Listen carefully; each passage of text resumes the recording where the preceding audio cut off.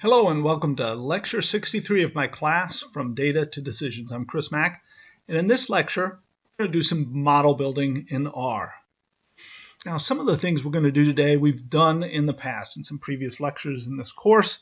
In particular, we did some subset comparisons. We talked about the Mallow-CP, we talked about the Anova F test for a subset model, and we briefly talked about searching through subsets to find the best subset. Here we're going to do that a little bit more and look at both forward and backward stepwise regressions. Excuse me. So let's start with our favorite data set, this body fat data set. It's something we've used so many times that it might be a little bit boring now for everybody, but at least we're all familiar with it so we can get started right away. So let me use the dimension command real quick to just note that there are 152 rows and 14 columns. That means with one response variable, there are 13 regressor variables. That gives us a lot of options, a lot of choices to think about all the possible models we could build with 13 regressor variables. So we're going to use the regression subsets routine from the LEAPS package. So I previously installed that package, so I'll load that library. We're going to use a subset plotting routine from CAR, so I'll load that library as well.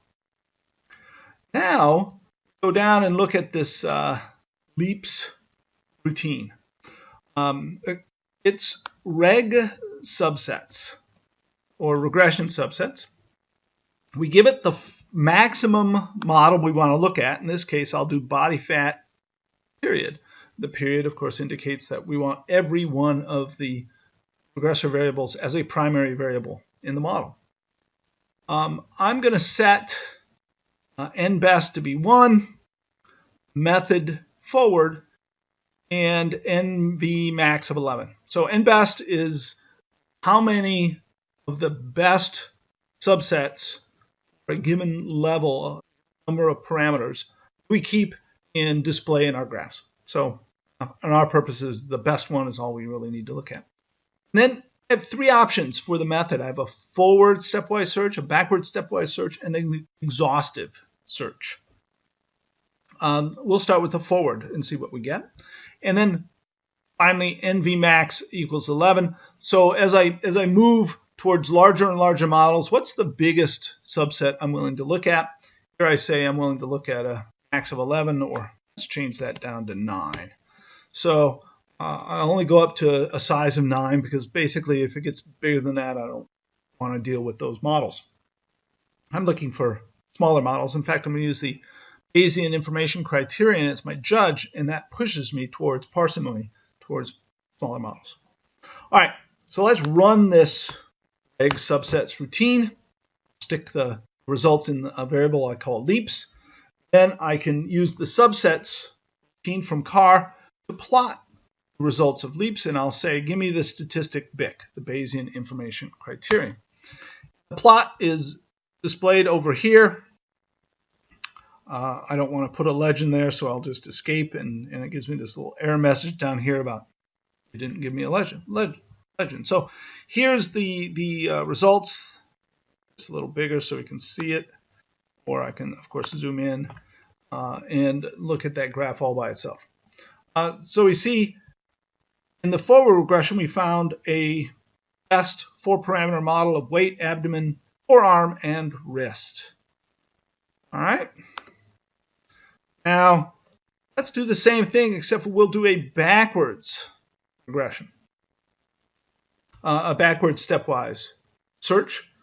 So I will run that with method set to backwards and take a look at my results.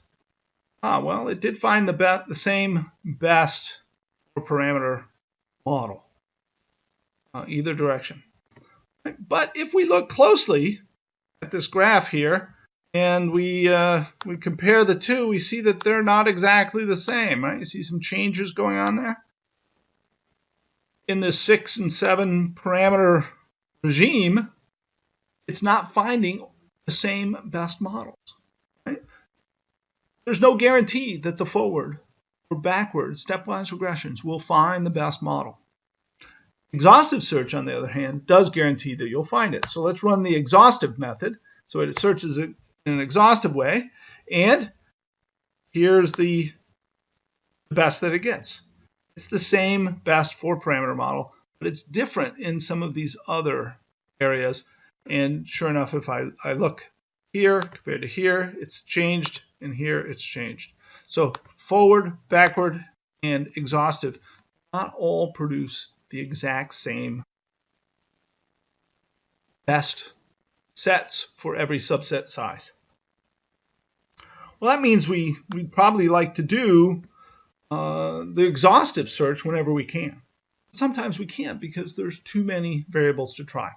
Let's look at another example. Here I'm going to do body fat dot caret 2. Oh, it's like dot squared. What does that mean? That means give me all of the primary variables in the model and give me every possible interaction between primary variables. Every 2-pairwise interaction possible. Well, with 13 variables, that is a lot of potential interaction terms. But I can still do that. I can still do a forward search and a backward search. So let's try that. Here's a forward search, and here's my plot. And we see that the best is going to be shown here. That's a 3-parameter model. I have to look very closely. It looks like abdomen, weight interaction, and then weight, and then weight. Oh, it looks like abdomen weight, weight, bicep, and then forearm. So you have to decode these things carefully. I didn't put the legend on my graph. But it's the lowest BIC is a 3-parameter model, and the BIC is about -320. All right, now let's do the same thing, but a backward search. All the parameters are the same. I simply switch the method to be a backward search. And when I look and plot,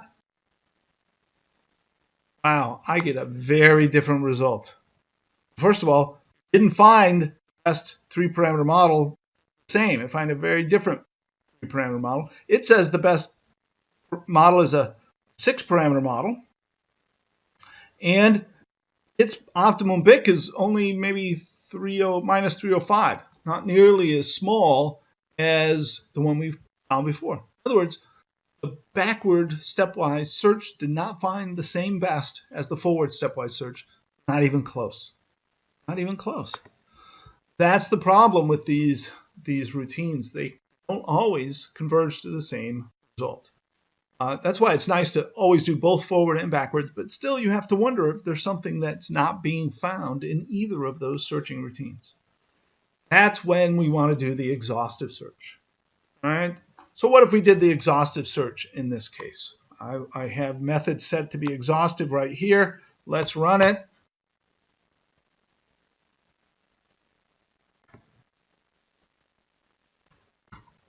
And it gives me an error message. What's the error message? Exhaustive search will be slow. It won't let me run it unless I put in the variable really.big equal true. So if I were to stick that, say, right here, really.big equal true, then it will let me run it. But I'll tell you, it's going to take a long time. They're not kidding when an exhaustive search is slow. I haven't let it run for days to see how long it might take, but I let it run for an hour and it wasn't done. So I am not going to do that. And here's one of the serious issues that we have with exhaustive searches when we have large numbers of potential parameters, is it can take too long. I'll mention at the very end that reg subsets is from the LEAPS library is not the only stepwise regression approach available in R. As almost every case, there's lots of ways to do everything. The MAS library also has a stepwise regression routine. We start by loading the mass library. Then I do an LM of the full model I want to look at. Then I'm going to first calculate n, the length of the whole data set, because I'm going to use that in a minute. Then I will put the model that comes out of the full model of my LM, and I'm going to stick it into this routine called step AIC. It is a stepwise search using the AIC, AKK information criterion as the way of judging. But it allows for a variable k, the thing we multiply by p, as the penalty for too many parameters. And if I set k equal to log n, that turns it into a Bayesian information criterion, in particular the Schwartz Bayesian information criterion. And that way it matches exactly what I was doing in the previous work. Okay, so if I run this routine, it will go through all of the options by, in this case, I set direction to be both, so it does both a forward and a backward step, and it looks for the best. Now, since I did body fat equal dot, it's only looking at the primary terms, no interaction terms. If I do step Anova, it gives me a summary of the results, and here it tells me the final model is weight plus abdomen plus forearm plus wrist, which is the same thing we found when we looked before. So here's an alternate routine for doing forward and backward stepwise regression.